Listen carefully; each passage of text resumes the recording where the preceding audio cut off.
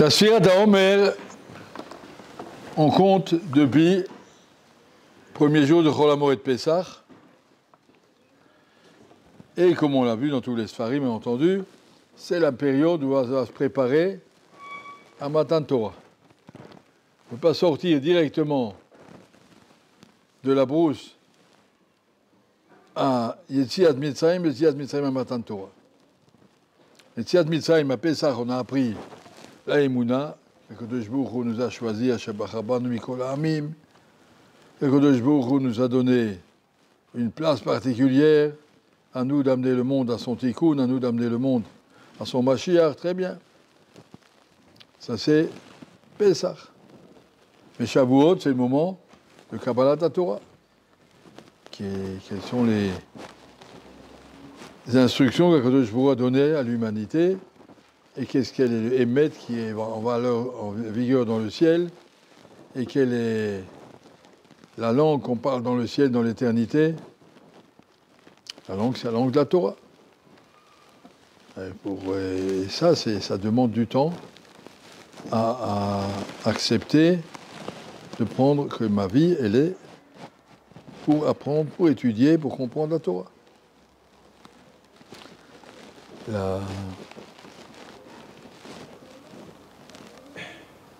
Un des grands blocages qui font que les Bachourim n'arrivent pas à s'investir dans la Torah, c'est de dire oui, mais ma parnassa, comment je vais m'arranger dans la vie?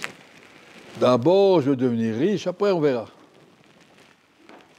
Et là, il y a une Mishnah qui nous dit ne dis pas quand j'aurai le temps, j'étudierai. Tu n'auras jamais le temps. Maintenant, je travaille, quand je prendrai la retraite. Quand la retraite, tu n'auras plus envie de t'étudier parce que tu t'es habitué à ne pas étudier. C'est pas le moment. Il faut absolument mettre de côté ce problème de parnassa. Comment on le met de côté?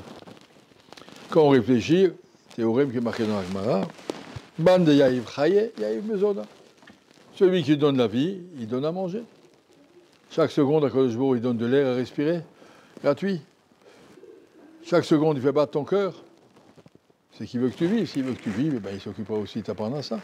Les pigeons, ils mangent tous les jours. Personne ne va leur faire des études universitaires et ils n'ont pas de compte en banque. Tous les jours, ils trouvent à manger.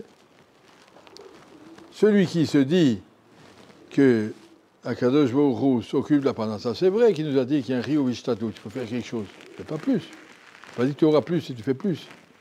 Il a dit, je m'occupe de ta parnassa, c'est mon problème. Seulement, je veux que tu fasses quelque chose pour que tu fasses partie du Olam Hazé dans lequel il faut planter des arbres pour que ça pousse. On va planter des arbres, fais quelque chose. Mais ça ne doit pas être une angoisse, ça doit être un devoir, un moment dans ma vie quand j'aurai des besoins, une famille, on fera une hishtadlout quelconque pour quelque chose, mais la parnassa, elle vient telle qu'Akadosh Baruch Hu l'a programmée. On a lu ça dans Rachaim Shabbat, combien Akadosh Baruch Hu veut donner au Bnei Torah. On va regarder dans la paracha de Hémor, paracha de cette semaine, qu'est-ce qu'Akadosh Baruch Hu nous dit sur Sfirat HaOmer. Usfartem lachem imachorat haShabbat miyom abiachem et Omer hatenufa. Le premier jour de Chol HaMoed Pessah, ve'enif et HaOmer. Vous allez prendre une quantité qui s'appelle Omer et la balancer devant le Mizbeach. Et depuis ce jour-là, ad mimachrat haShavuot hashviz b'chamishim, vous allez vous préparer à Shavuot à partir de ce Omer. Tous les jours, on dit Sfirat HaOmer. C'est Omer. C'est quoi une quantité? 5 kilos, 3 kilos, Mama Shmaout. Sfirat HaOmer, je compte. Depuis le korban qui s'appelle Omer. Pourquoi il s'appelle Omer, ce korban?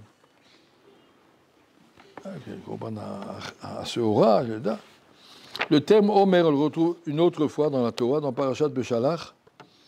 Il est marqué qu'Akadosh Baruch Hu a donné, après le passage de la mer Rouge, avant le passage de la mer Rouge, après le passage de la mer Rouge, pardon, ils ont dit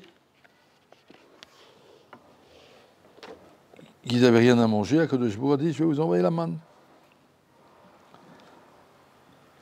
C'est Adavar Siva Hashem, Parashat Beshalach, Liketu Mimenu Ish le Fiochlo, que chacun aille cueillir, ramasser ce qu'il a besoin pour sa famille. Omer la Gougolette, un Omer par personne. Mispar Nafshoserem, sur un nombre de personnes que tu as dans ta famille. Ish la Hashem Be'aholo, petit carreau. Chacun va prendre ce qu'il y a dans sa tente. Moi, j'ai 5 personnes, je ne sais pas combien, qui sont dépendantes de moi. Eh bien, je ramène 5 Omer. Omer, c'est la quantité qu'Akadosh Baruch Hu donnait de manne chaque jour.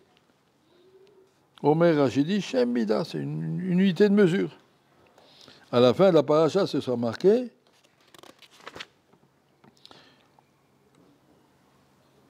le dernier passouk sur ce sujet dans Beshalach, va Omer Asirit Efa. Le Omer, c'est le 10e de Efa. Où c'est qu'on le retrouve, ce 10e de Efa? Dans le Shiur Afrashat Chala.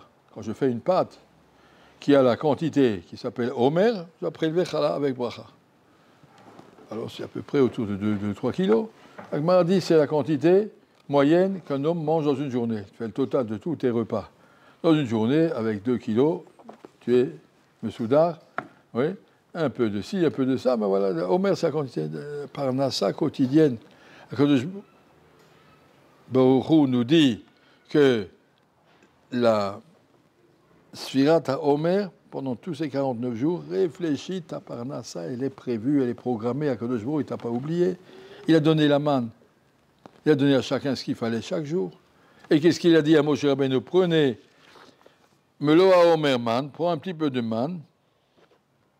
Car si c'est netachat, Tenshama Melo à Omer man, prends une quantité de Omer, mets dans un flacon. Gardez ça pour toutes les générations.